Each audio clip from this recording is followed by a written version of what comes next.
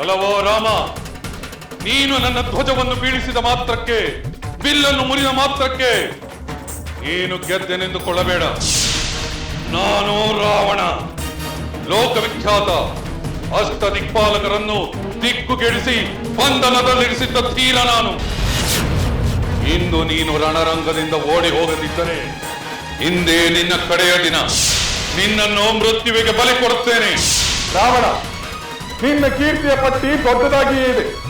ಅದೆಲ್ಲವೂ ಲೋಕವೇ ವಿಸ್ಮಯಗೊಳ್ಳುವಂತಹ ಸಾಧನೆಯೇ ಸರಿ. ಆದರೆ ಯಾವ ಕ್ಷಣದಲ್ಲಿ ನೀನು ನನ್ನ ಸೀತೆಯನ್ನು ಅಪಹರಿಸಿದೆಯೋ ಅದೇ ಕ್ಷಣದಲ್ಲಿ ನಿನ್ನ ಪ್ರಖ್ಯಾತಿಯೆಲ್ಲ ಅಪಖ್ಯಾತಿಯ ಕಳಂಕದಿಂದ ಕೊಂದು ಹೋದವು. ಅಪ್ಪರಿಸಬೇಡ ರಾವಣ. ನಿನ್ನ ಅಪ್ಪರಕ್ಕೆ ಬೆದರಿ ಓಡಿ ಹೋಗುವ ಅಲ್ಪರು ಇಲ್ಲಾರಿಲ್ಲ. ಪೌರುಷವನ್ನು ತೋರಿಸಬೇಕಾದ ಸಮಯದಲ್ಲಿ ಹೀಗೆ ನಿನ್ನ ಗತ ವೈಭವವನ್ನು ಹೇಳಿಕೊಂಡರೆ ಏನು ಪ್ರಯೋಜನ? 1000 ಮಾತುಗಳಿಗಿಂತ ಒಂದೇ ಒಂದು ಕ್ರಿಯೆ ಅತ್ಯುತ್ತಮ ರಾವಣ. ಆ ಕ್ರಿಯೆಯನ್ನು ಈ ರಣರಂಗದಲ್ಲಿ ತೋರಿಸು. ವ್ಯರ್ಥವಾಗಿ ಮಾತಿನಲ್ಲಿ ಮನೆ ಕಟ್ಟಬೇಡ. ಈಗ ನೋಡು ನನ್ನ ಪರಾಕ್ರಮವನ್ನು.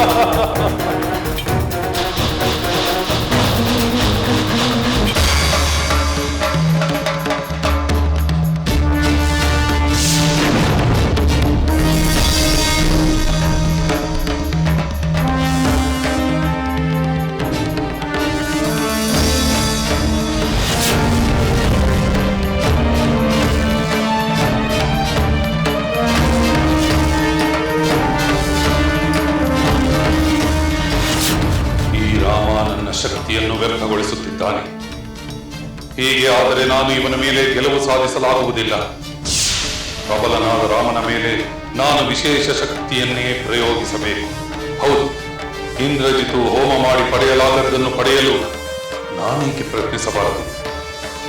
ಹೌದು, ಅದೇ ಸರಿ, ಅದೇ ಸರಿ.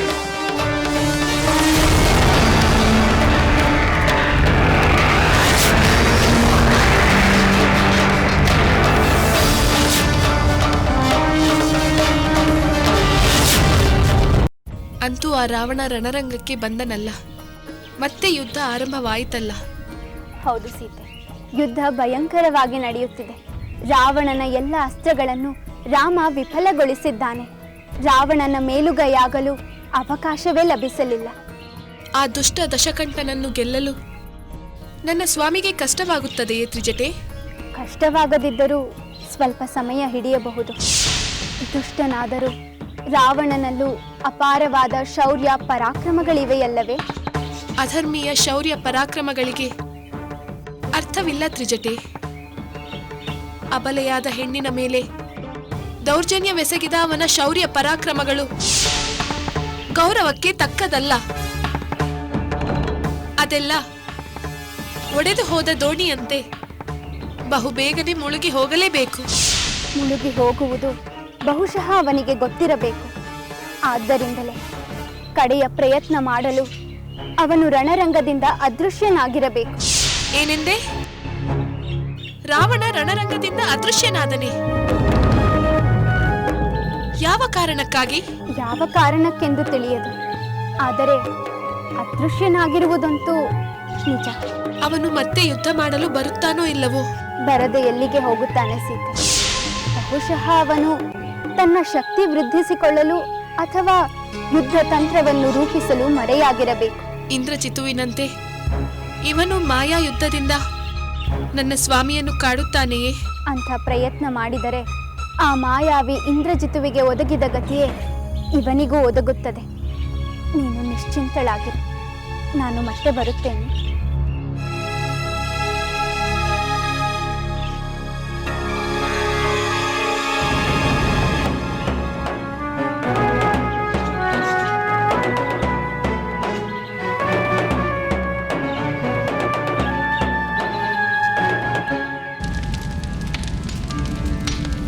अस्त्रबल शस्त्रबल बाहुबल उडुगितेनो बंधुबल आत्मबल दैवबल अडगिते अस्त्रबल शस्त्रबल बाहुबल उडुगितेनो बंधुबल आत्मबल दैवबल अडगिते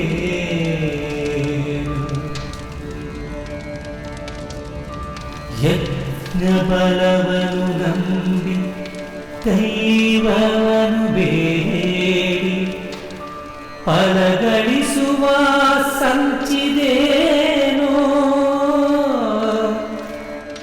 ಯಜ್ಞಬಲವನು ನಂಬಿ ದೈವವನು ಬೇಡಿ ಫಲಗಳಿಸುವ ಸಂಚಿದೇನೋ ಮಾಯಾ ಪ್ರವೀಣ ಇಂದ್ರಜಿತುವಿನ ಪೈಪಲ್ಯ ಮರೆತು ಹೋಯಿತೇನೋ ಮಾಯಾ ಪ್ರವೀಣ ಇಂದ್ರಜಿತುವಿನ ವೈಫಲ್ಯ ಮರೆತು ಹೋಯಿತೇನೋ ಅಸ್ತ್ರಬಲ ಶಸ್ತ್ರಬಲ ಬಾಹುಬಲ ಉಡುಗಿತೇನೋ.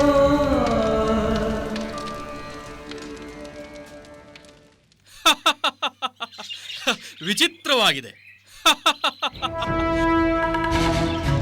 ರಾಕ್ಷಸೇಂದ್ರ, ಲಂಕೇಶ್ವರ, ದಶಕಂಠ ದೇವತೆಗಳನ್ನೇ ಗಡಗಡನೆ ನಡುಗಿಸಿದವನು. ಆದರೆ ಯುದ್ಧರಂಗದಲ್ಲಿ ಸೋಲಿನ ಸೂಚನೆ ಸಿಕ್ಕ ಕೂಡಲೇ ಓಡಿ ಹೋಗ್ಬಿಡುತ್ತಾನೆ. ಜೀವ ಭಯ ಸುಗ್ರೀವ, ಜೀವ ಭಯ.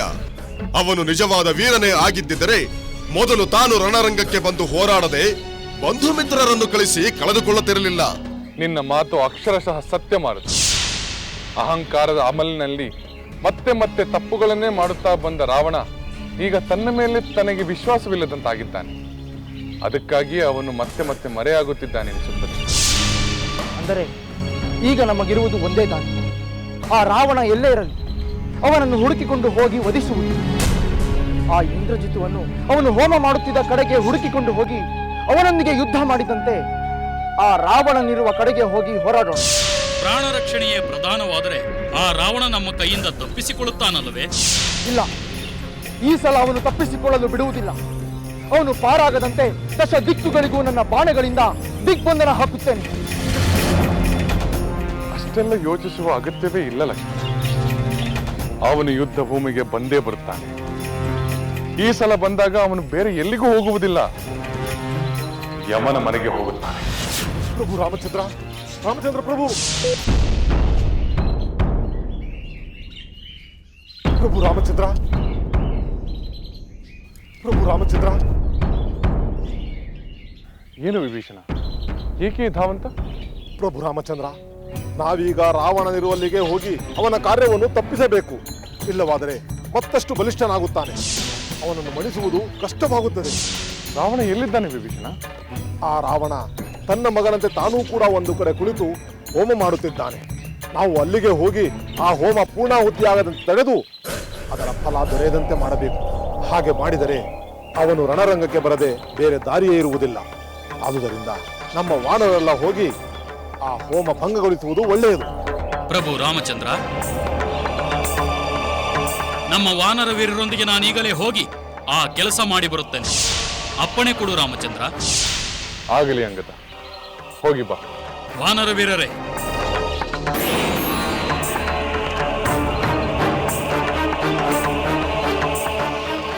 ವಿಜಯೀ ಭವ. ಜೈ ಶ್ರೀರಾಮ್.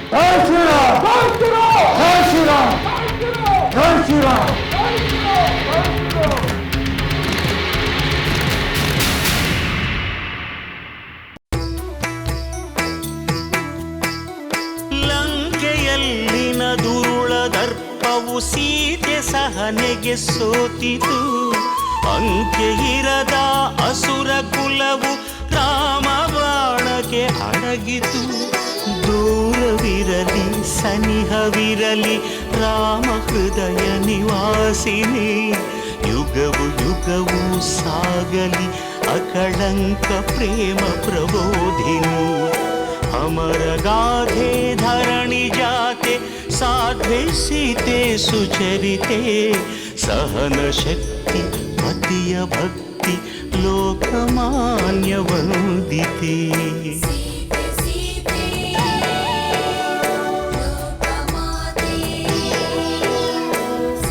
ರಾಮ ಹೃದಯ ನಿವಾಸಿನಿ